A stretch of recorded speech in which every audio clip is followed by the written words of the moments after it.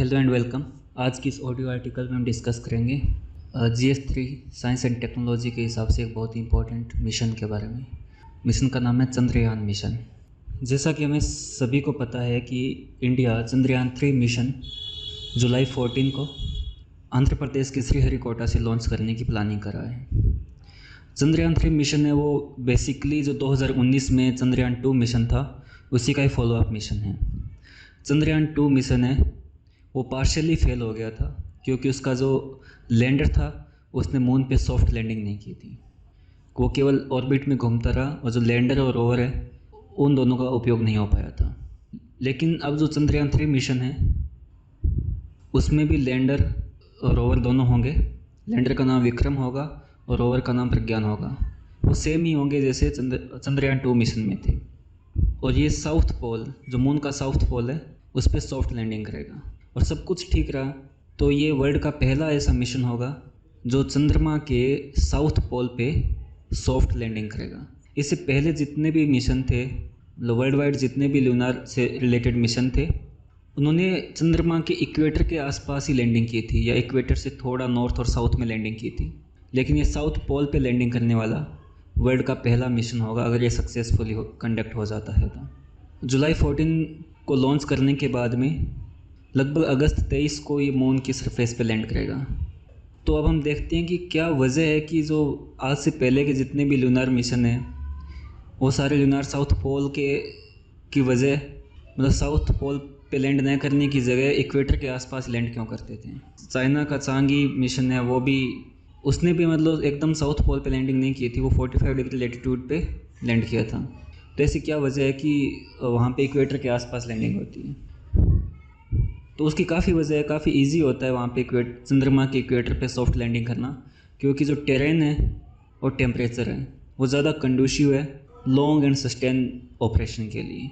वहाँ की जो सरफेस है इक्वेटर के आसपास की वो ज़्यादा इवन और ज़्यादा स्मूथ है। वेरी स्टीप स्लोप्स नहीं है वहाँ पे। हिल और क्रेटर भी काफ़ी कम है। सनलाइट काफ़ी ज़्यादा अबंडेंस में है, एटलीस्ट वो साइड जो अर्थ को फेस करती है। तो जो सोलर पावर्ड इंस्ट्रूमेंट्स होते हैं मिशन के उनको रेगुलर एनर्जी की सप्लाई होती रहती है। जबकि जो पोलर रीजन है मून का वो ज़्यादा डिफरेंट है, डिफ़िकल्ट टेरेन है। बहुत सारे पार्ट्स है वो कम्प्लीटली डार्क रीजन में जहाँ पे सनलाइट कभी पहुँचती भी नहीं है। टेम्परेचर वो -230 डिग्री सेल्सियस हो सकता है। तो lack of sunlight and extremely low temperature वो ऑपरेशंस ऑफ मिशन को ज़्यादा डिफ़िकल्ट करता है।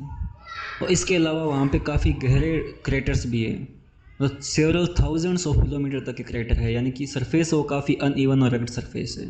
इसलिए जो पोलर रीजन है चंद्रमा का वहाँ पे लैंडिंग करना ज़्यादा डिफ़िकल्ट है। लेकिन फिर हम चंद्रयान 3 है वो चंद्रमा के साउथ पोल पे लैंड कर रहे हैं, सॉफ्ट लैंडिंग हो रही है। तो कुछ तो वजह होगी, यानी कि क्यों साइंटिस्ट इतने इंटरेस्टेड क्यों होते हैं कि लूनार के साउथ पोल को एक्सप्लोर करने के लिए। तो एक तो रग्ड इन्वायरमेंट था, उसकी वजह से जो पोलर रीजन थे मून के वो नॉर्मली क्या मेजरली अनएक्सप्लोर्ड ही है। उससे पहले हालांकि ऑर्बिटर मिशन के थ्रू काफ़ी एविडेंस वहाँ से कलेक्ट किए जा चुके हैं लेकिन वो लैंडिंग कभी नहीं हुई है। ऑर्बिटर मिशन होते हैं केवल ऑर्बिट में घूमते हैं और वहाँ से सेंसर के थ्रू जो मिनरल्स होते हैं केमिकल्स होते हैं उनको सेंस करके उनके प्रॉपर्टी का अनुमान लगाते हैं। और जो लैंडिंग मिशन होते हैं वो खुद सरफेस पे लैंड करते हैं, मतलब फिजिकली प्रेजेंस होती है उनकी वहाँ पे, और फिर उस इन्वायरमेंट का पता लगाते हैं। तो इससे पहले काफ़ी ऑर्बिटर मिशन तो उन्होंने काफ़ी उस रीजन के बारे में एविडेंस प्रोवाइड करवाए थे, ठीक है। और उसमें से कुछ रीजन तो 2008 में चंद्रयान फर्स्ट जो हमारे इंडिया का मिशन था उन्होंने पता लगाया था सबसे पहले कि जो डीप क्रेटर है वहाँ पे वाटर की प्रेजेंस हो सकती है।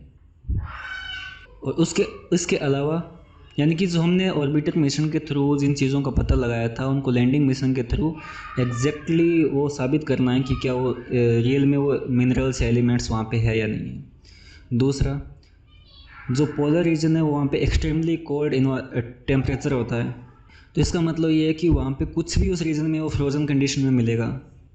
और सबसे बड़ी बात है कि वो लंबे टाइम तक फ्रोज़न कंडीशन में रहा होगा without going any considerable changes, क्योंकि उस रीजन में कभी भी सनलाइट पहुंचती नहीं है। तो जो वहाँ की रॉक और सॉइल है मून के नॉर्थ और साउथ पोल की, वो मतलब हमारे जो अर्ली सोलर सिस्टम है उसके लिए एक क्लू प्रोवाइड करवा सकता है, क्योंकि वहाँ का जो मिनरल और सॉइल है वो बहुत लंबे टाइम से फ्रोज़न कंडीशन में और उसमें कोई भी चेंजेस नहीं हुआ है।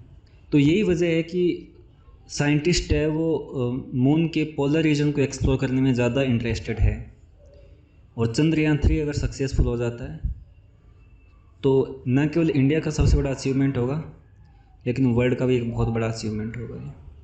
तो हम थोड़ा सा वो देख लेते हैं कि चंद्रयान फर्स्ट और चंद्रयान सेकंड मिशन क्या थे। चंद्रयान फर्स्ट मिशन था वो 2008 में चंद्रमा एक ऑर्बिटर मिशन था।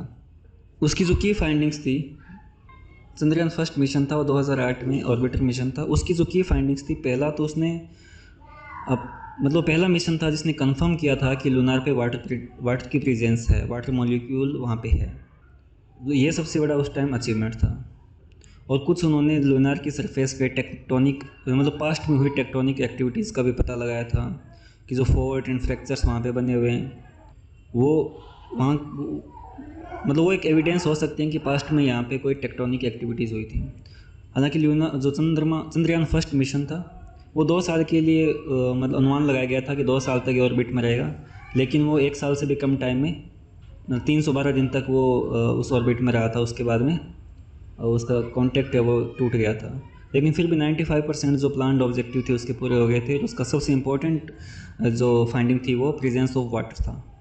उसके बाद में हमने चंद्रयान 2 मिशन 22 जुलाई 2019 को हमने चंद्रयान 2 मिशन जो सेकंड लूनार एक्सप्लोरेशन मिशन था चंद्रयान फर्स्ट के बाद में, उसको लॉन्च किया था।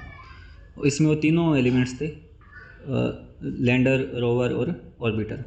और सॉफ्ट लैंडिंग एक्सपेक्टेड थी कि साउथ पोल पे सॉफ्ट लैंडिंग होगी।